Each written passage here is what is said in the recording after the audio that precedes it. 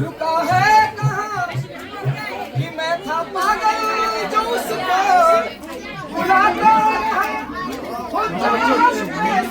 जमाने मैं आया शहर गाँव मेरा मुझे याद आता मेरा मुझे याद आता। बहुत बढ़िया। लौटता था मैं जब पाठशाला से अपने हाथों से खाना बैठ जाओ सारे, चुपचाप जाओ, चुपचाप।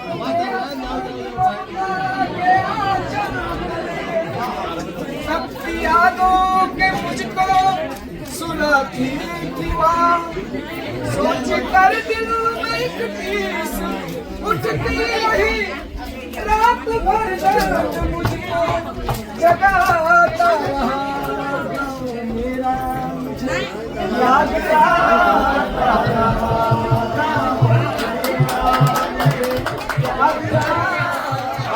गजब गजब। सबकी आंखों में आंसू छलक आए थे, सबकी आंखों में आंसू छलक आए थे जब चला था मेरे शहर के लिए। कुछ ने मांगी दुआ ये कि मैं खुश रहूं, कुछ ने मंदिर में जाकर चलाए दिए। एक बड़ा आदमी ये तस्वीर मुझे खुद बुलाता रहा मुझे याद आता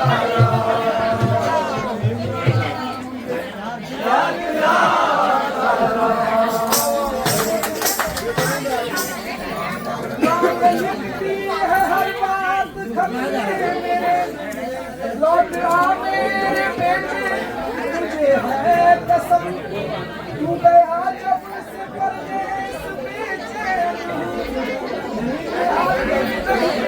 भूख लगती है कम, मगर क्या करूं खत तेरी बात मुझको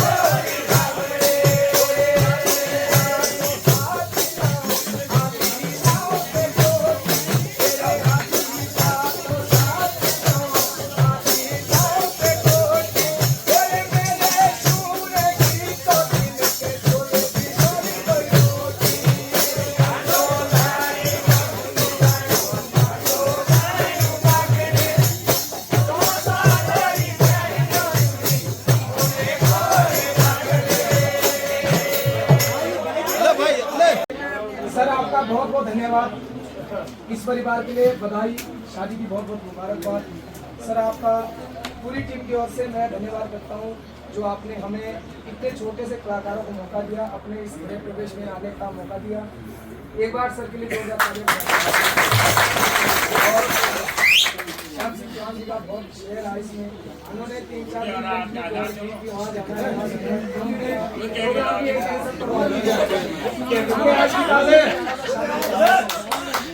अल्लाह क्यों कर लिया?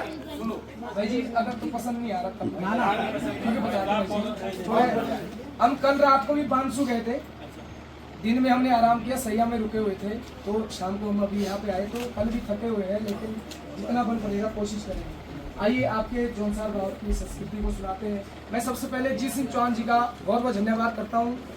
उनका जो गाना है बाठा नाना, वो सर हमारे रास्ते पड़ता है गाँव, मैंने वहाँ पे गाया। उस टाइम तो मुझे आता भी नहीं था, पर महाराज का जागरण था, जागरण मैंने गाया, कुछ जो भी गाया वो अच्छा गाया। तीसरे दिन मेरे को जीत सिंह चौहान जी का फोन आया जागी से, तो वीरू मामू से उन्होंने मेरा नंबर दिया, तो उनका फोन आया मुझे, बोला कि भाई प्रदीप शर्मा जी आप बोल रहे, बुला जी मैं बोल रहा हूँ। तो उन्होंने कहा कि जो बाठा नाना जो गाना है वो मेरा गाना है। मैंने कहा सर ठीक है आपका गाना है, मैंने गाया। मैं हूँ हिमाचल से, आपका गाना जौनसार है, अगर कहीं मुझसे गलतियाँ हो तो मैंने उनसे माफ़ी मांग ली पहले ही। भाई साहब उनका बहुत बहुत शुक्रिया। उन्होंने क्या कहा, उन्होंने कहा कि भाई साहब आपको मैं मान गया, आपने जो बखान किया है, जितना भी बखान किया वो बहुत अच्छा किया, और आपने मेरे गाने को मिलियन क्रॉस करवा दिया, तो इसके लिए उन्होंने अपना शुक्रिया किया। तालियां तालियां भाई के लिए। खुशी की बात यह है 15 दिन के बाद तुरंत उन्होंने हमें अपने गाँव में बुला लिया और अपने घर में बुला लिया। वहाँ पे भी हमने निमंत्रण किया है। सर आप लोगों की जौनसार की जो संस्कृति है वो हमें बहुत अच्छी लगती है। आइए दीदी शेर के साथ गुनगुना के अच्छा लगता है कि दुल्हन का रूप तुझे मुबारक हो, पिया के देश को जाना तुझे मुबारक हो गई बेला अब तो विदा की सखी, करके श्रृंगार जल्दी सजा दे मुझे, वो मेरे सजन में कोई कमी न रहे, ऐसी दुल्हन नवेली बना दे। गजब गजब सुभान अल्लाह। ये जो मेरी माताएं बहनें बैठी है, अपना घर परिवार छोड़ के ससुराल आती है, और तुम्हारी लड़कियों के लिए था ही। अरे कुंवारी लड़कियों के लिए, कुंवारी लड़कियों के लिए है पूरी माता। सुनिए क्या कहना है, सुनिए। छूटे छूटे माता पिता, छूटे भाई बहन, छूटे माता पिता, छूटे भाई बहन, छूटी बचपन की सखियां मेरी है सखी, के अब तो साजन की गलियों में होगा गुजर, धोने वाली चुनरियां उड़ा दे मुझे। और कहते हैं ईश्वर से ये प्रार्थना करता हूँ कि हे सखी कोई माई के सदा ना रहा, हे सखी कोई माई के सदा ना रहा, हर सुहागन को ससुराल जाना पड़ा, कि अब तो रोना सखी तेरा बेकार है, हंस के डोली में जल्दी बिठा दे। अब मेरी बूढ़ी माताएं बहनों के लिए क्या कहते हैं, जब इनका जमाना था सखी, अब सुन लो जी प्लीज 2 मिनट। अब तो जमाना इतना खराब आ गया कि लाखों के जेवरात हमारी माताओं बहनों के गले में पहने होते हैं, लाखों। और पहला जमाना था कभी जब चूड़ी होती थी कांच की, तब भी बूढ़ी माताएं बहनें ससुराल आती थी। कैसे के चूड़ी वाली आई है मेरे गांव में, आके बैठी मेरे घर के छांव में, आ गई उस जगह और भी लड़कियां, चूड़ी वाली ये बोली कि लो चूड़ियां, कांच की चूड़ियां, कांच की चूड़ियां, कांच की चूड़ियां, कांच की चूड़ियां। अब सुनिए पहली इसकी। कांच की चूड़ियां भी अजब चीज है, किस जुबान से कहूँ ये गजब चीज है, देखने में तो शीशे की लगती है ये, कितने माओं के हाथों में सजती है ये, कांच की चूड़ियां देखिए दूर से, कांच की चूड़ियां देखिए दूर से, इसका रिश्ता है माथे की सिंदूर से। कांच की चूड़ियां दिल का अरमान है, दोस्तों ये सुहागन की पहचान है। कांच की चूड़ियां, कांच की चूड़ियां, कांच की चूड़ियां, कांच की चूड़ियां। सर आपका तो क्या कहना, लेकिन हम गरीब आदमी भी उस टाइम कांच की चूड़ियां मोल कर सकते थे, सोना चांदी उस टाइम नहीं, जमाना था ऐसे। कहते हैं हाँ किसी गांव में एक गरीब आदमी, यानी बेबस और बदनसीब आदमी, आज तनख्वाह के उसका पहला दिन था, घर में चारों तरफ खुशियों का बीन था। बोली शोहर से बीवी बड़े प्यार से, अपनी शादी को कितने बरस हो गए, कान में कच कड़े के भी तेवर नहीं, जिस्म पर मेरे कोई भी जेवर नहीं।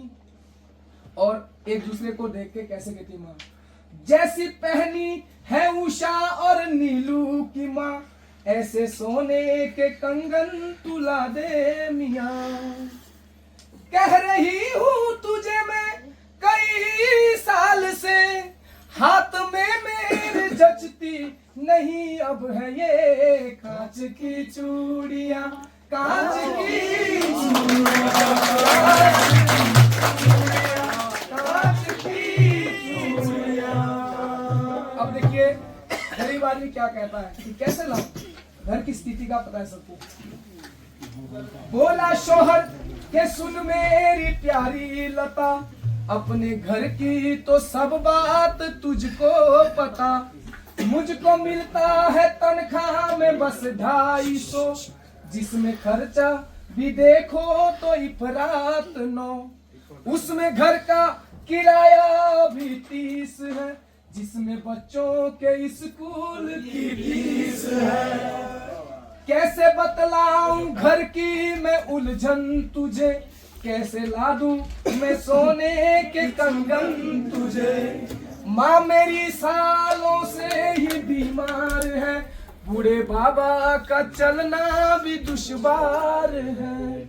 सुन के शोहर की बातें दुल्हन रो पड़ी, लग के सीने से वो भी तो कहने लगी। क्या कहने लगी? बहुत अच्छी। क्या कहने लगी? कि तू सलामत रहे मुझे गम नहीं, वो मेरे सरताज सोने से कुछ कम नहीं। कांच की चूड़ियाँ, कांच की चूड़ियाँ, कांच की चूड़ियाँ, कांच की चूड़ियाँ।